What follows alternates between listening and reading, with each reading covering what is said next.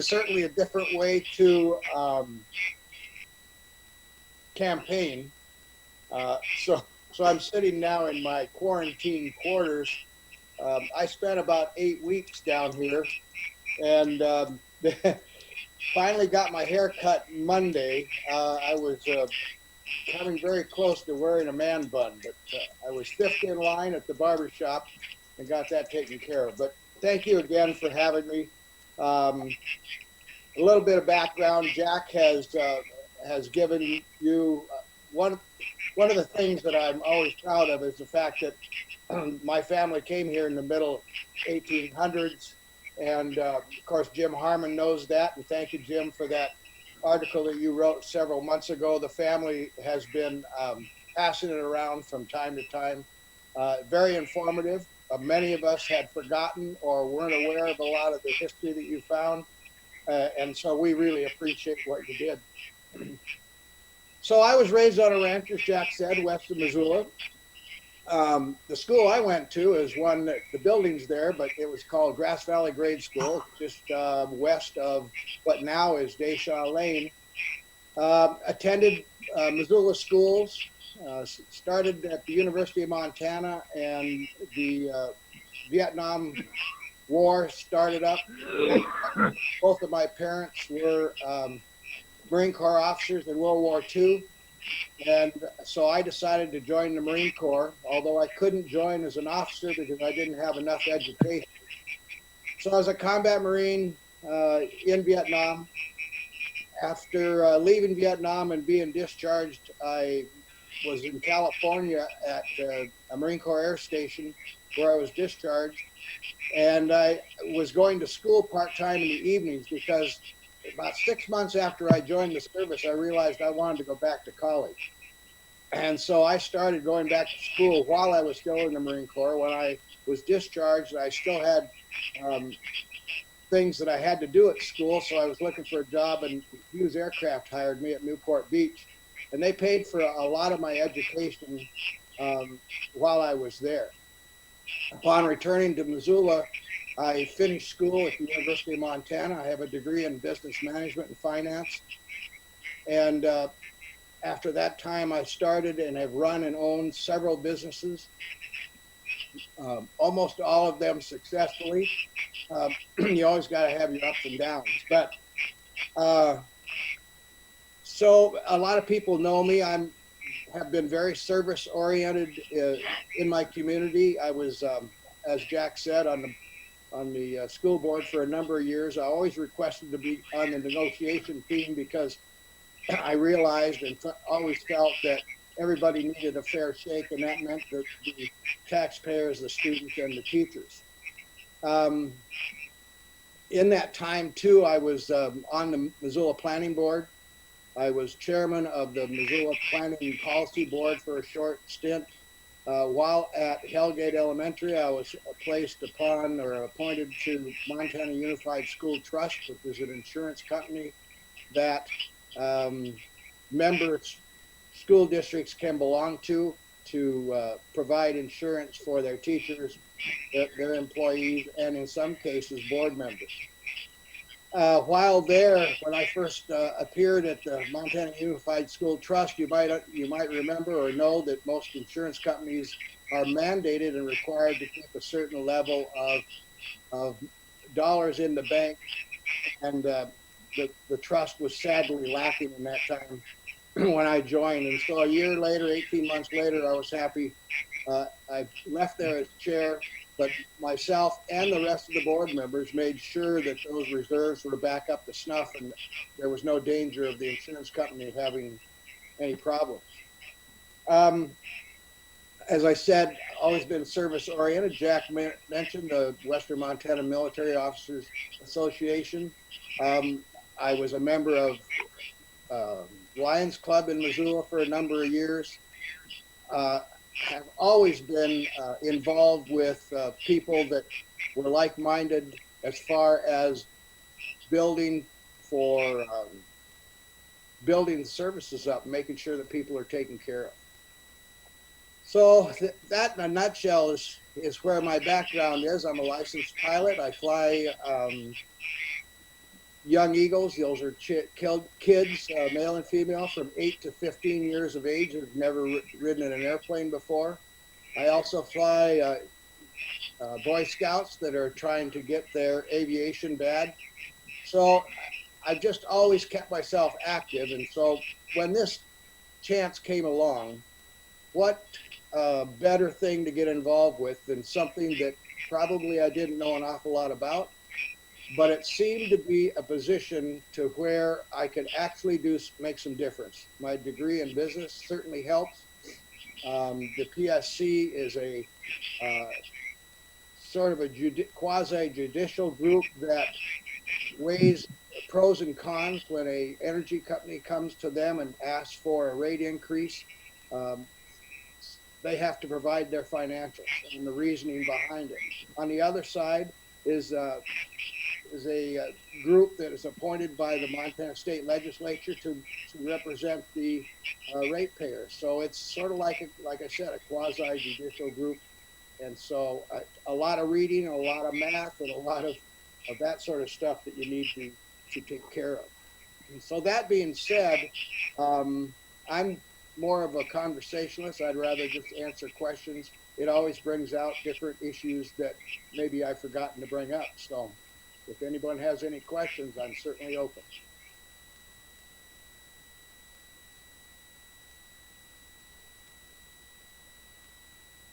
Yeah, Will, one question I have is we hear about the difficulty of solar power on houses and stuff, getting access to the power companies to pay them and all.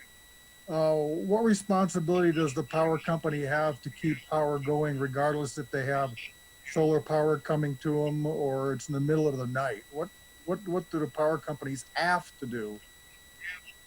Well, the power companies are mandated to provide energy to the ratepayers, and regardless of where it comes from, there's a federal agency, FERPA, or decision that was made that these power companies need to have a certain percentage of renewables in their portfolio.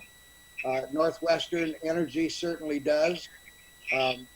They have wind in their portfolio. They have a bit of solar, and they have a lot of hydro. In fact, about 63% of the energy that Northwestern Energy delivers to Montana ratepayers is non-carbon based. In other words, it's either hydraulic, um, solar, or wind. And so they're well on their way to making whatever strives they need to make sure that they have a proper amount of renewables in their portfolio. Charlie, did you have a question? Hi, Will. Hi, Charlie. Okay, just making sure you can hear me. I tap on the phone here. Kind of curious. Are you ready? Are you ready for such a visible position? As soon as you get into a somewhat political position, everybody is on you. You're like living in a fishbowl. Well, the PSC certainly has been having a lot of ink spread around about them. A lot of that is their own doing. That's the other reason that I think that I'm well suited for being a member of the PSC. I was for 6 years chairman of the Montana Republican Party, and I thought that I would be promoting a lot of Republican and conservative issues, and what I ended up doing is settling fights within the party. But I'm pretty even-handed. Jack can attest to that on the school board. We didn't start throwing. We may have had disagreements, but it was never personal. And a lot of the things that we're seeing happen in politics, no matter where you are, have become so doggone personal. It's very difficult to hold your tongue. But I've been able to do that. I'm very professional, even-handed, and I'll be dedicated to do the job.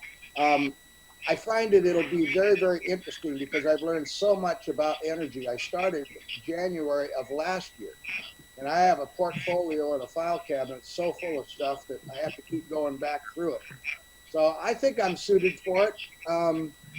I welcome all energy sources, unlike what some people may say about people that are on the PSC.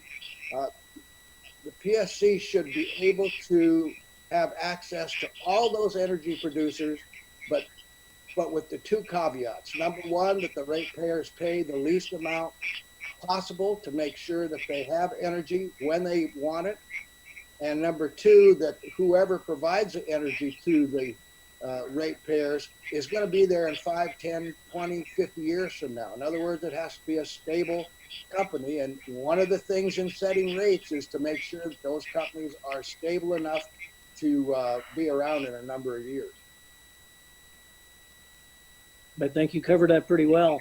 Do you have any specific data on wind generation, electrical generation by wind? Are there any more new stats out there that people know about? No, not other than the fact that there are a lot of people that are trying to put in wind power generation in Montana. In fact, the people that deal with energy issues on the West Coast have always said that Montana is really behind the ball on what they could generate from wind. But obviously, wind generation takes up an awful lot of territory and property and acreage. But in the eastern part of the state, we do have a lot of open territory and property that could be used. So there's always room for more wind. We're sort of on the downside on solar. Not that it's a bad thing, but we're so high up on the tilt of the earth that we don't get a lot of the heat that maybe some of the southern climes do, like New Mexico or Arizona or Southern California. So those are some of the things that PFC has to deal with. But yeah, things will work. Cool. That's all I have. I had a quick question. Jim, go ahead. I guess I'll start with the question. Well, number one, I don't know whether you saw the Missoula and Montana section this morning. The Public Service Commission is now suing the news organizations who have filed a lawsuit to take a look at all the emails of the Public Service Commissioners. Are the emails, in your opinion, will public documents? Well, I'm not an attorney and don't even play one on TV, but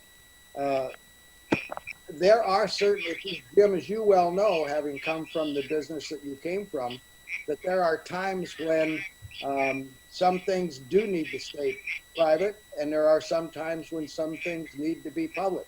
I'm in no position to determine whether any of those issues that they're trying to keep private need to be private. Obviously, the email thing is quite a deal, but this will all be shaken out. We're going to find out who's going to win and who's not going to. But you and I both know that there are issues and there are times when things need to stay public.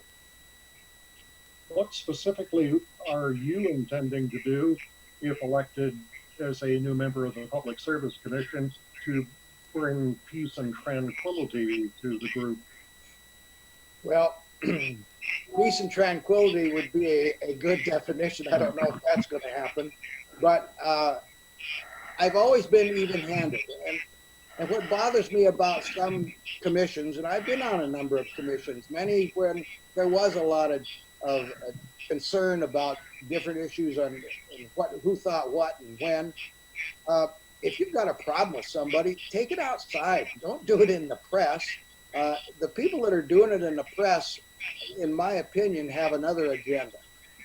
My agenda will be to serve the people of the state of Montana, make sure that the ratepayers pay a reasonable amount for their power, and that the light comes on when they flick their switch. And that should be the driving issue for anybody that's on that board. I also come in there with clean hands. In other words, I have no biases. I have no pre-conditioned decisions made on what, how, or when energies should be used or not used. And I think that'll be a healthy thing on the commission, because there are people either currently or want to be on the commission that have preconceived notions on what energy the state should be using. So I'm hoping that an even hand will solve some of those problems.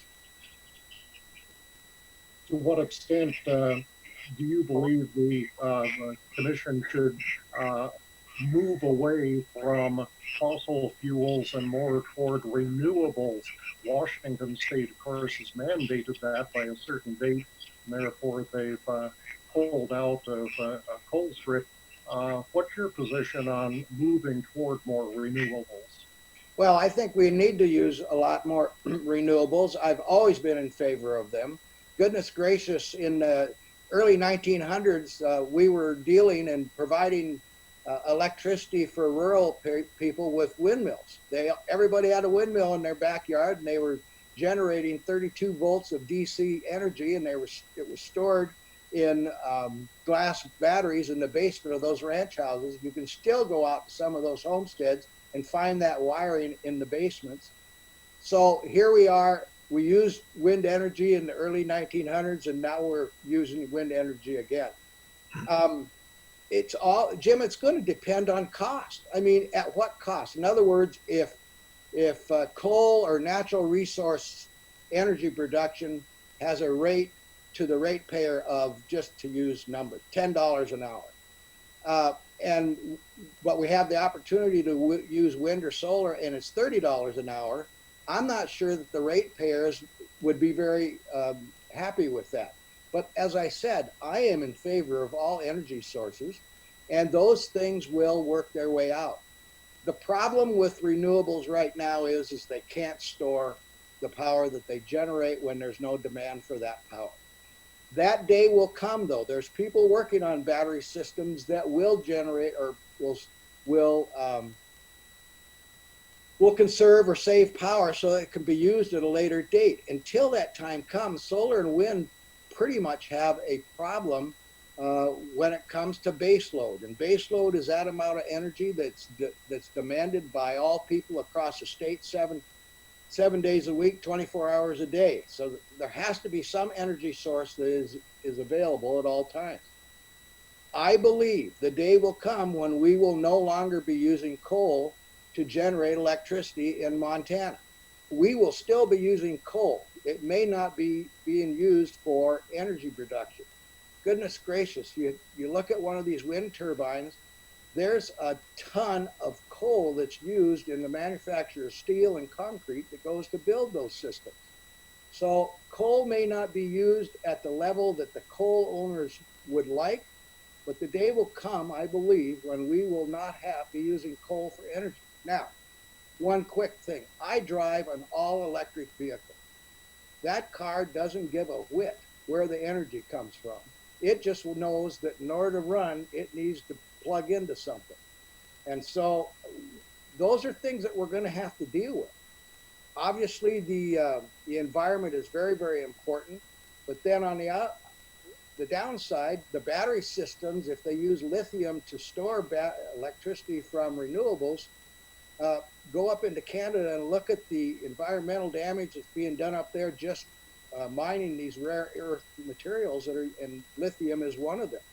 So we've got lots of things to deal with, but my main effort will be to try and make sure that the ratepayers have the energy that they want, what they demand, at the lowest cost, and then we'll find out where the cards flip or fall after that. Thank you. Any other questions? Bill? Yes, Will, thank you for sharing your thoughts with us this morning. Have you formulated a position on allowing Northwest Energy to produce or to purchase an increased share in coal strip? No, I haven't. And the reason being is I don't have any of those facts and figures. A lot of those things are being shadowed so that many of us in the public don't really know what's all going on. But I can make this assumption possibly, and that is that obviously Northwestern Energy, if they want to do business in Montana, as Charlie asked before, they're mandated to provide us electricity. And of course, you and I both know that when the power goes off, the first thought we have is, well, it'll come right back on. And then about 10 minutes later, say, well, where's our power? Well, it's still not back on again. But who's out there in the 40 below weather in the middle of winter putting those wires back up? It's Northwestern Energy employees. So it's hard to determine. If they're mandated to provide energy, they need to do what they can do to provide energy at as low a cost as they can.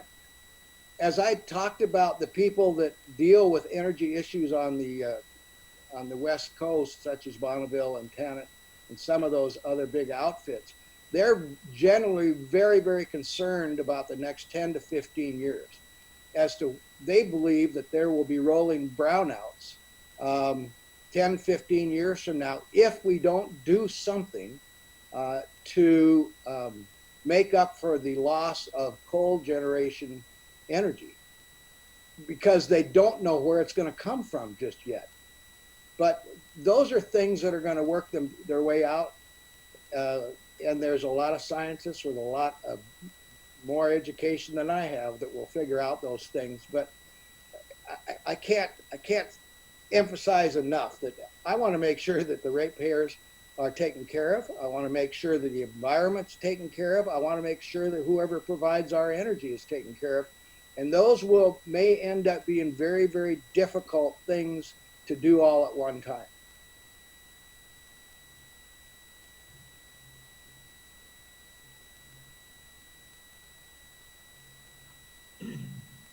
Any other questions, comments?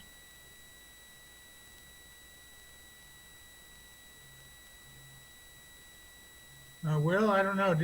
I think you had a short presentation. Do you want to try going through that, or? Well, my presentation has to do with why I think I would be best suited, and the fact that what I would take into that position. You know, I'll foster or attempt to foster an environment that is transparent and stable, obviously, and predictable for the benefit of the Montanans, whether they're the ratepayers, the utilities, or other regulated developers and entities. I'll be there to regulate under existing laws and rules, not ignore or try to change existing laws because of my personal beliefs. As I mentioned, I drive an all-electric car. I mean, people are just flabbergasted when I tell them that. But I just thought I liked the process and the engineering so much that I went out and I bought one. And it's, sure, you got to pick your places for plugging it in, but it's just like a gas station. You got to figure out where to go to get gas or get electricity. The other thing I'd like to talk about too is one of the issues that has been brought up a lot by people that are running for the PSC and even on the PSC, and that is that some of the renewables have been short-shrifted as far as access to the transmission lines. I don't know that that's really going on for sure, but I liken it to the fact that I drive an all-electric car and I don't buy any gas, so I don't pay road tax. Now, last year in the legislature, there was talk about trying to get a bill set so that all electric vehicles paid some sort of tax, because we are driving them on the roads, but we're not paying the tax. I think that'll shake it out too. They have to decide how to assess that tax in a fair way, and I'm sure that they will in given time. But it's the same thing with the renewables that want access to the transmission lines that are owned by Northwestern Energy. They don't pay any maintenance or upkeep, and Northwestern does. So there has to be a balance of what they are charged for access to that transmission line so that they can sell their energy. Other than that, I really appreciate you having me. This, again, as I said, is a different way to campaign, but in some ways it's a little more comfortable too. So, I got a question. yes, Okay, Dad. Do you know, Will, what other countries are doing for power, say China, Indonesia? Are they still building coal-fired energy plants? as a matter of fact, I was on a homepage today called powerhome.com. And no, I did not call Jack this morning to tell him to ask that question. China has probably the largest supply of coal-fired plants in the world. And of course, their air is the dirtiest in the world too. It seems to me I saw something here where they're moving. Here's the headline: China is the world's biggest investor in renewable energy. And they show a picture of a solar array that must be 150 acres large if it's 5. So I think China is getting the message, but they have their own way of doing things, obviously. So that's what I know about China and what's happening. Now, a lot of European countries are switching to renewables. Now, France is an interesting country. It's 75% powered by nuclear, and they are starting to shut down their nuclear in favor of renewables. And a lot of the United Kingdom, Denmark, Uruguay, which is not in Europe, Germany, Nicaragua, Costa Rica, I'm reading articles where all of them are switching to renewables. And as I said, if they can balance the renewables against what the demand is and be able to meet those demands, they'll be fine. But only time's going to tell whether the light goes on when they flick the switch or not. Okay, thank you. Yeah, Will, I have a question or a thought. One thing that occurs to me, you say the PSC is charged to make sure that power is available at the lowest possible cost. Has any thought been given to asking consumers if they would be willing to pay more for a greater supply of renewable energy? Sure. I think that's a perfectly well-suited question to ask. The people that, if people are interested in that, they should contact the PSC. Now, the PSC also, I know that they've tried to do some whirlwind tours where they meet with the ratepayers out in their neck of the woods and ask them questions. I don't know if that question's ever been asked, but it would be an interesting question to ask it and to see what sort of answers you got. I think it's perfect. A follow-up on that. To what extent, though, is that a legislative issue versus a PSC issue? It is a legislative issue. The PSC is controlled and mandated by the state legislature. In other words, they can't just go out willy-nilly and start doing things that are not included in the laws that they work under. So that's a good point to bring up, and I meant to do it. And Jim, thanks for reminding me.